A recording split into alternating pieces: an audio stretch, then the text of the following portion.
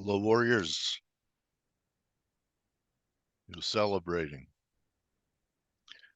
Hi, AJ, Mike, Bran, how are you?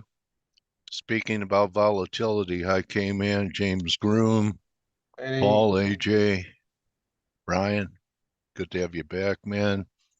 Sinatra, Patrick, Hugo, the whole crew. So Bran, you brought up vol.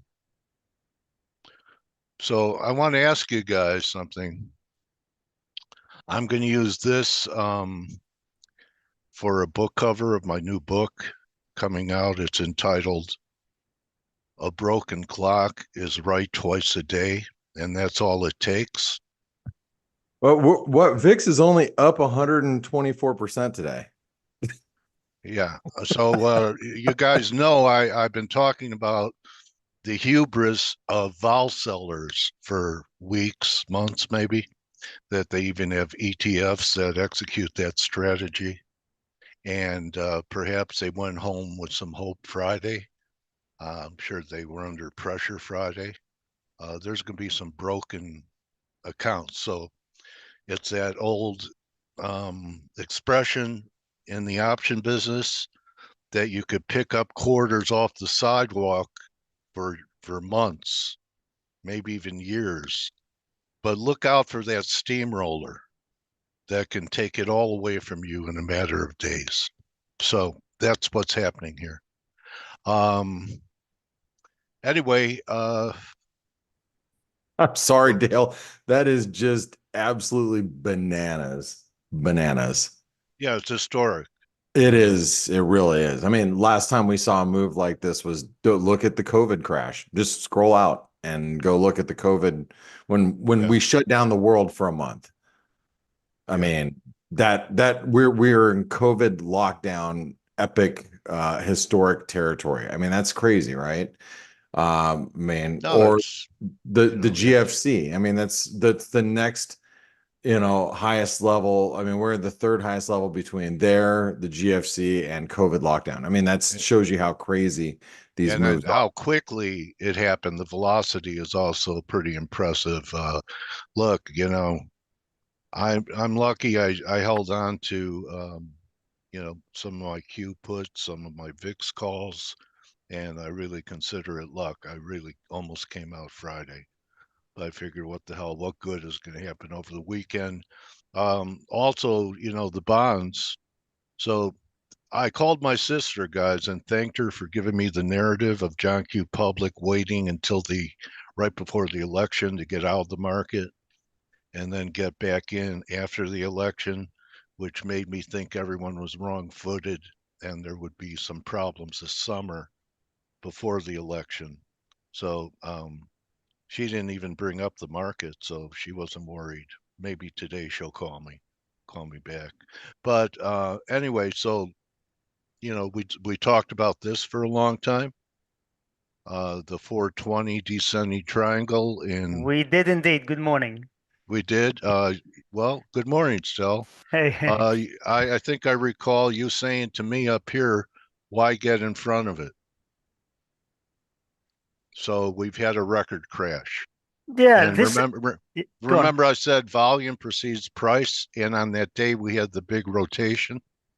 There was huge red candle in volume. So anyway, you get lucky picking the top once in a while.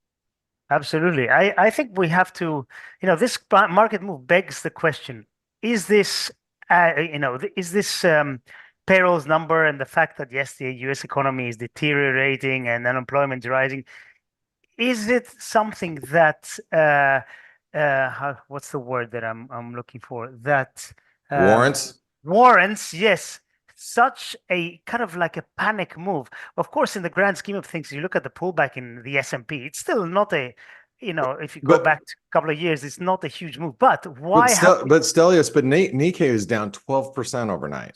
True. So I think it's a combination of things. First is the yen carry trade unwind. Then you have all these stocks which were, I mean, we've been talking about it for a while that they're ridiculously overvalued, like Nvidia and all those. But of course, do you get in front of that? Well, no. While it's going, like a rocket, of course you don't touch it. You wait for technical evidence that something is broken, and we have got that. Well, But we had it at the highs. We had a key reversal week in the yes, S&Ps right here, you did and mention that very, very correctly, actually. and anyway, Yeah, but it's I compare this move with COVID, and in COVID we had a situation where nothing worked anymore, everything stopped. So it makes a lot of sense to say, okay, this is like a proper black swan event. Here we have um, a reason for a sell-off, but this move is just crazy. It's absolutely crazy. But then again, given the slow melt up of the past year and a half, you are going to have moves lower. Now, what happens with yields? This is ultimately, I think, this is what will determine. Um, where we see support, what happens. The markets are trying to force the Fed into a intermeeting cut. Um, we have said for a while, I've said I think yields are going to resolve to the downside. We're talking about 380 as a first level. We got there. And yields are just non-stop. And now we're pricing, what, 60% chance of a 50 in September, which of course is not going to be just a 50. It's probably going to be, if things really turn bad, it's going to be a 25 or a 50 before September. And then we see what happens in September. That's what markets are pricing, really. I'm not sure I agree with that, but this is what we have. So at the moment, things are getting sold. Anything you can sell, you sell it. I have a friend who's, I found out later, he's invested or he's speculating in cryptos. And he said, well, why are they down, 10%, 15%? I said, well, people sell what they have to sell. And if something has been going really, really well, I said, are you in the money? He says, yeah, I'm in the money. I'm thinking about selling some. Well, there you go. You're going to sell whatever you can to fund other things. Or you call it LIFO, Stelios. I mean, last in, first out. All these ETFs in Bitcoin and Ethereum, they're pretty much the last like major new investment vehicle for Wall Street as of late, and it's a crowded trade. And you've got, when you're an asset manager and you're like, okay, I got my portfolio, and I've owned Microsoft for 20 years, but I recently, like over the last year, I picked up this Bitcoin ETF shit that, like, do I really want this right now, or am I going to keep my legacy Microsoft trade that I've had for decades? It's those first and last investments they made into their portfolios are probably going to come out of the market first, and that's LIFO. Yeah, spot on, I think. Spot the on. great rotation turned into the great frustration. Once again, everyone's down on Tom Lee, talking about it doubling. So, the bulls that have been basking in the limelight are taking some heat. We'll see. I still know some guys that think that this will hold and we'll still get a new high into September, October. I know other guys that say we're, going to 3,500 or lower before we recover. So, And our friend Matthew here says very correctly, I think, positioning was very concentrated in excess leverage. Of course, there has been both of those. And I was reading yesterday, was it? Speculative positioning in bonds is short, massively short still. And so, when that happens, which way do bonds go? They go higher and yield go lower. And yeah. Yeah. Canada may have topped today if you guys want to get talk about some sane markets. Oh, Currencies are Dale. fairly sane. Yeah, and better yet, you should probably look at the dollar max. I mean, the dollar max just hit some really key longer term fib levels above 20. Here's the thing, and I want to talk about this really quick. I'll give this you is the I just what? just want to comment because I'm calling the editor today. Shall I use this for a book cover? Yes, absolutely. Actually, you should All probably right. take a screenshot of that and then yeah, definitely keep it for future reference. Can I show you? Let's Go have ahead, a bro. conversation, because this is a really important conversation, Dale. Which is I think that we need to have.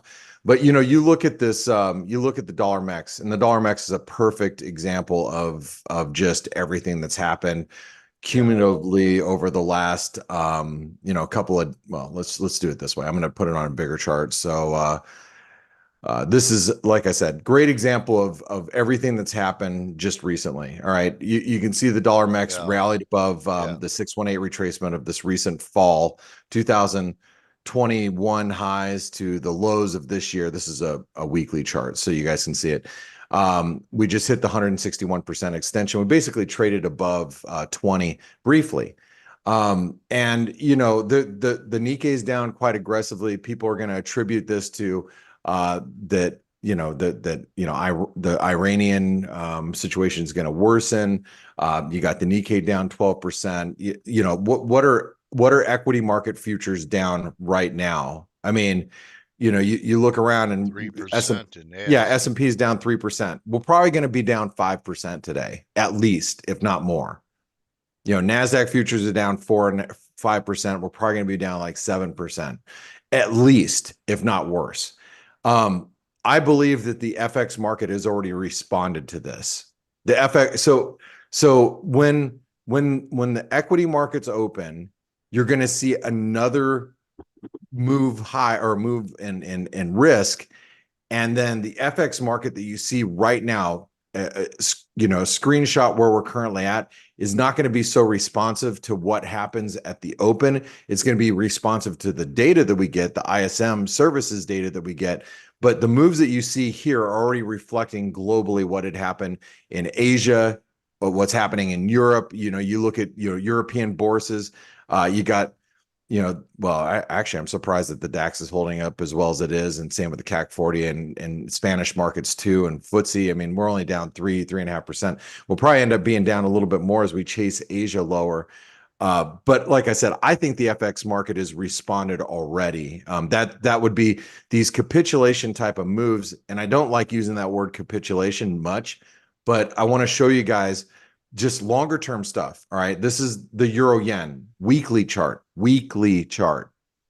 That's a 38% retracement of the 2022 low to all-time or recent highs.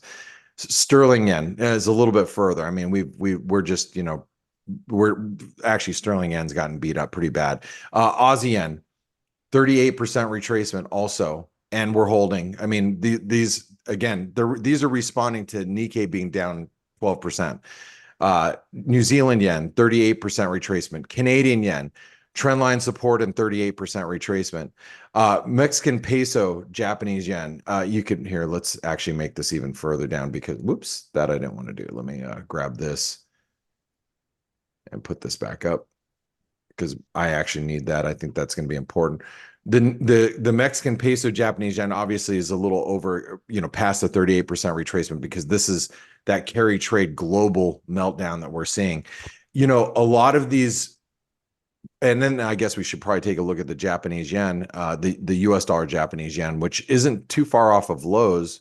But if you take this, let's move that and let's go like that. And it's a little messy here, but you can see, longer term, we're nearing the 38% retracement. Let me delete that for a second so you guys can, just see some longer term views here. I mean, overall, we are just getting demolished, but I think that these moves have already played out as far as the FX market goes. But what I'd like to do is I'd like to get the opinion of the guys that have been soaking this in for the last 6-7 hours. Ryan, what do you think about these FX market moves that we've seen? And by the way, welcome back. It's nice to have you back. We've missed you. So thanks, mate. Yeah, I took one look and I nearly turned around and went back on holiday again. It's absolutely bonkers. Where do you start? I think you're right. There's a mix of everything going on in here. There's the change in expectations for the Fed, which have gone way too far. We had this stupid headline, I think it was from Bloomberg this morning, that there's a 60% chance of a Fed rate cut within a week. So the market is now talking about an inter-meeting cut. It's not going to happen, in my opinion. We're not seeing any financial risks happening for them to do a emergency cut. The market's pricing over 120 basis points of Fed cuts for the rest of the year. Like, So like, that's 250s like and a 25 over the next 3 meetings. unemployment rate went up to 4.2%. Let's cut by 100 basis points now. I mean, come on. I mean, why not, right? Yeah, it's ridiculous. Okay. Was it 4.2? But yeah, 4.3%, Bookfire wasn't it? agrees with you, Brian. He says the chances are 0 of an intermeeting cut. It's ridiculous. I think the bigger risk is, and we were talking about this on the Flow show. Well, again, just like you said, Blake, I think a lot of this risk is also being driven by what's going on in Israel, Iran. I think the real risk is possibly the MOF and BOJ intervening on the other side. Wouldn't that be something? This is disorderly for them. Okay, they've had months and years of yen weakening, and all that's been undone in days. Wait a second. A 13% decline or a rally in yen isn't going to be disruptive at all? Exactly. So, Jesus. They can't catch a break, these guys. They're getting caned on one side when it was weakening. Yeah, now they're getting the other caned on way. the other side when strengthening. No, it's too good of a thing. And that's it's the most successful intervention in FX history. Well, they're definitely good at what they do, but that's the thing that somebody was. We were talking about this last night in the chat rooms at before I went to bed. It's like these guys. That's exactly it, Ryan. They can't catch a break. I mean, they were intervening to slow down the sell off, and now that the reversal is happening so fast, it's like, holy cow! Now they've got to put some pressure on the other end. So you were just mentioning that, but Kman, how close do you think the Ministry of Finance and the BOJ is to acting? Well, yeah, I'm just going to repeat what people said in here and what I said in the chat room about not being able to catch a break. I think we could be in for some ETF buying and Nikkei buying. I'm not sure whether they will intervene in the currency, but I think they may next night also step in to buy Nikkei and ETF, because this is clearly not part of the plan. The plan was to curb the yen. Sorry, I'm laughing not at you. I'm laughing at the situation. And there was to cut the yen weakness. And as I've been saying so many times, I mean, if the rest of the world starts to slow down around it, that's when the yen is really going to strengthen materially, which it did. But I don't think the yen is too big of an issue, although it's very fast, obviously. But their stock market is an issue, because they don't want, the last thing they want is to send this Nikkei back lower. So because they do want not only to keep the music running, because a slowing down Nikkei is going to hurt their company, is going to hurt the profitability, going to hurt the economic recovery and stuff, and they really don't want that to happen. So I think they may just step into the equity markets as soon as next night, I think. If they even haven't done some, because we always have to wait for the day after for the Bank of Japan to show their numbers, right? So I think they really may step in, because this is indeed disorderly. But yeah, I mean, it's all started on after the FOMC, and then on that ISM manufacturing. We do have the ISM services coming up, so I wonder what the next accident is in the making. But yeah, and I got to mention that the ISM, obviously the services ISM. This isn't, if it was manufacturing, we're like, yeah, it's just manufacturing. But manufacturing actually started it, huh? Yeah, it did. But I'm just saying, if under normal circumstances, if it was like the ISM manufacturing and it was today, we'd be like, okay, let's not panic. But today is the services data, which we should be panicking. I mean, we should be thinking, yeah, if that employment component comes in bad, it's probably going to be the capitulation leg, because we went from what did Dale say? We went from something into frustration, and then I would say we went into liquidation, and then next leg could be capitulation. All kinds of shuns. Yeah. This story about the BOJ made me think of the expression that in bull markets, anything that could go wrong doesn't. and in bear markets they do. Hmm. And so this may be a sign. They've really been magicians, a lot of these central bankers, for a long time. So it's possible that their juggling act fell apart here and the balls hit the ground. That Maybe could we can be a see whole behind new the ball curtain. game.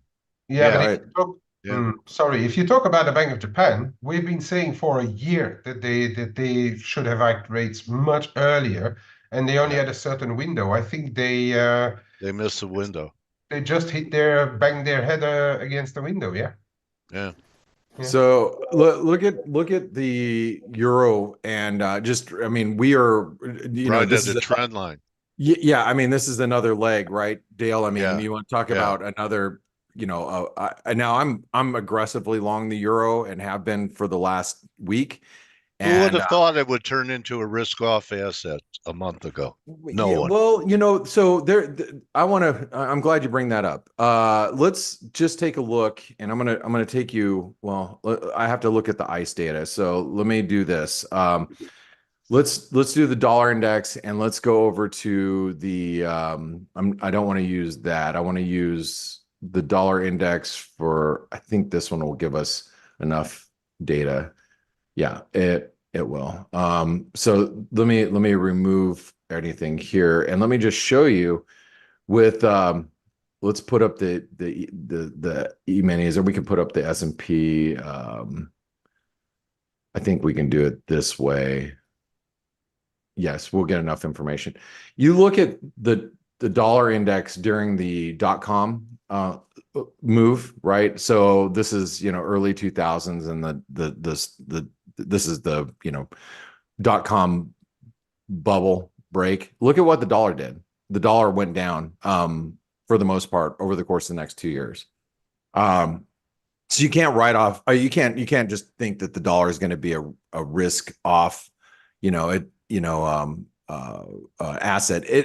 That's the Pavlovian response that the market has right now is, risk off, let's sell this. But look, if the Fed does, and I just want to, say this out loud. I mean, if the Fed does act like they've always acted, and Stelios has constantly complained about the Fed and their response to these, and his criticism towards the Fed, and during these types of situations. Every central bank, not just the Fed.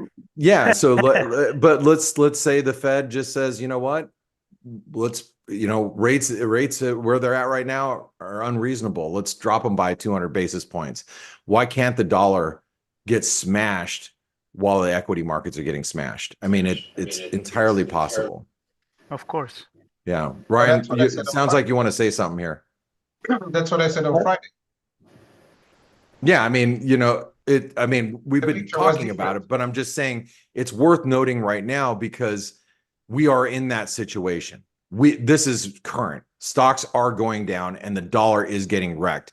And it is something that we've talked about consistently for the last month here about the risks of the dollar not going up this time. And if you look at global yields, and if the dollar ends up being more of a yield story or a rate story, it could really come under pressure. And I've had a hard time coming to grips with that over the last month. I've talked about it quite consistently. Where's the dollar getting wrecked? Where's the dollar getting wrecked? No, I'm just saying it isn't yet. Yeah. It isn't yet, but it could. That's why I have to go back to history and just remind people that it is entirely possible. You get in this, I'm just looking at the S&P. This is right here. The S&P had a 28%, 30% correction, and the dollar at the same time, had a 16, 17%, or actually about 20% correction at the same time. The dollar does not have to go up if stocks go down.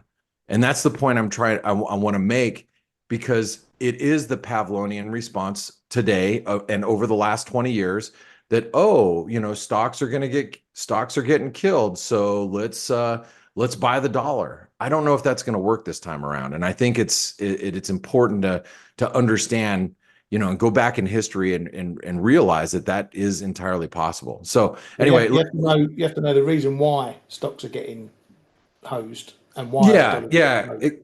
Exactly. And I think there's more to it than just, again, I think people blindly just say, oh, stocks are going down, so I'm buying the dollar. But that may not work. And that's the point. That's, I guess, the point I'm trying to make here. And look at the euro. I mean, it's right up against really, really critical resistance. Hey, guys, we only have a few more minutes. Kman, Ryan, anything else that you guys want to mention that really stuck out that you guys have been thinking about over the course of the last few hours you've been awake and watch and monitoring everything? It's actually helpful to come in with sort of fresh eyes, not having sat through all the noise of the last week or so. If you're looking at dollar yen, the only area I'm looking at is 141.39, which is the 38.2 fib of the 2021-2024 move, and the 61.8 of, I think, of the 2022-24 move. And we could see that, like, ISM. I mean, you know, if the ISM data is bad, could we have 200 more pips lower? I mean, if you might remember, and Cat, the big money's going into bonds. All right, that's the only thing that was up Friday. Only thing that'll be up today. That's because bonds broke out. Buffett owns more T-bills than the Fed at the moment. I'm gonna pat my own back here. Is not this week, but the week before, one of my trade setups for the week ahead video was just buy the 10-year. And I mean, we were up 3.5–4% last week, and that just doesn't happen in a week. I mean, that type of move in 1 week and fixed income is just, you know, you don't see it often. These are big moves, guys. And yeah, I mean, the bonds are where, you know, everybody thought it was going to be, there's no way that the bond market could rally. All the macro people, you listen to all these podcasts. Oh, yeah, I had arguments with so many people, Michael Cow, Luke Roman, all these guys who couldn't see, they couldn't see the case for bonds, even though it's a bear market rally, in my view, Blake. It's not the beginning of a new bull market. Oh, it's no, you sell it right here, somewhere up here. Yeah. I think that's all Jim's looking for. This will be a wave 4, and then we're going to have another bond crash. So anyway, fun days, bro. But very, you know, hey, volatility is where it's at. You know, I'm gonna say, I gotta say this. You know, this is the time where if you don't want to put your own money at risk, take a look at the trader funding program. And I want to say I'm really happy because I woke up this morning and I was thinking, oh my gosh, you know, how badly positioned are some of our traders? You know, just because I get worried about that when you see these aggressive of moves. The first thing I'm going to do is I'm going to look around and go, okay, are our traders okay? And we had really limited, very, very small damage with our trader funding program, which is great, which means that people didn't have a lot of, long risk. You know, they weren't long a bunch of yen or dollar yen or, you know. I don't think you have to worry about our community. Maybe the rest of the world, Blake. Well, yeah, you long everything, and they have no risk management skills, none, and so, they haven't seen this before, and so they're going to have to join ForexAnalytix. So I'm telling you guys, I was really happy this morning. I woke up and I was like, okay, you know, is everybody wrong-sided? And they weren't. Yes, we've had a few, you know, of course, you know, and you can't, you know, get everybody, you know, on the same side or right direction, but for the most part, you know, our community is, and I can see the breadth of it, because obviously I see when people get stopped out, I see when, you know, when people are, you know, look, their assessments none of us were bulls before this happened. Grega turned bearish, said we had a wave 5. He came in here. I've been pounding the bear case. Kman's been pounding the bear case once the yen started to unwind. He said months ago that look out for July once we get into the second half. Blake, look at this monthly chart on Grega. He's looking at like a move towards 4,000. That would be pretty crazy, right? But I think and he has it coming in after the election. Wow. By 2 p.m. Well, hey, wait, do we have any data? I'm not remember we have ISM today, so that's like the only thing I'm really focused on. I haven't even looked No. to see if there's No, no, I no don't. I'm nothing. going to Okay. my bank to make sure they're still open today. Like, Hey, are you? no. But let me just say, Ryan Kman, I when I got up this morning, I listened to a little bit of your flow show this morning because, I'm trying to update charts and get up to speed. One of the best ways to do that is just to listen to the recording of the flow show, and I could do it on YouTube. If I can do it, that means you guys can do it too. So if you're not awake during the flow show because you're not awake during European hours, you should be listening to that like a YouTube recording of the flow show. You guys did a great job and always do. So I want to thank you guys for doing that. Stelios, it's nice to hear your voice. I know you didn't get a chance to talk about your precious metals, but Yeah, some good buys coming in here still on the yeah. physical and the miners Yeah, it'll from be a this good buy. liquidation. It'll be a good buy house, goodbye car, goodbye No, wife. not that. No, goodbye. Goodbye. Goodbye. No, Goodbye. goodbye. Not a good buy. I'm just kidding. I'm joking. I'm joking. Yeah. I mean, gold There'll does be look. stuff to buy. Oh yeah, of So, course. That's yeah, the greatest thing about these sell-offs is it's going to yeah. present a bunch of opportunities.